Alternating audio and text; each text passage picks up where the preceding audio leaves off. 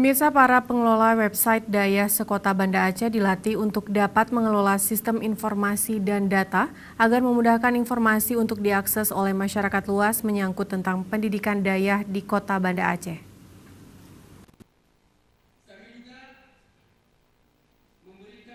Sebanyak 29 orang pengelola website Daya Sekota Banda Aceh dilatih oleh Dinas Pendidikan Daya Kota Banda Aceh agar mampu mengelola sistem informasi Daya agar memudahkan Daya untuk mempromosikan pendidikan Daya secara meluas kepada masyarakat melalui website yang disediakan secara cuma-cuma oleh Dinas Daya Kota Banda Aceh.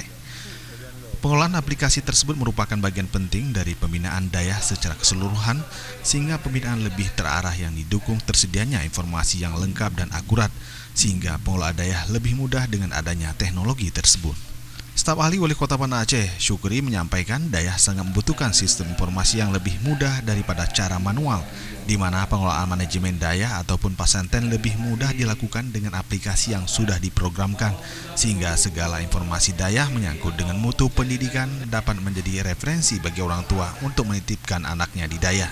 Pada hari ini kita awali mulai kita latih operator atau admin dari Daya atau pesantren sehingga bisa mengoperasikan IT atau komputer sehingga semua data dan informasi itu tersedia di dalam sebuah sistem atau aplikasi.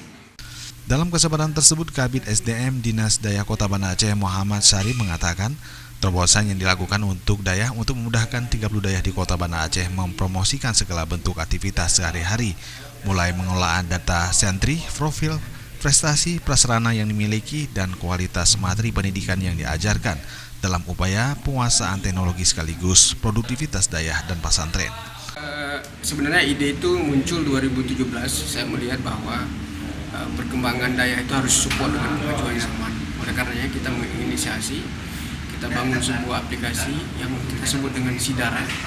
Sistem Informasi Database Daya Terintegrasi, di mana aplikasi itu nantinya kalau ini bisa berjalan dengan baik, itu akan kita jadikan ikon baru sebagai aplikasi yang nantinya bisa dipakai oleh 23 kabupaten kota.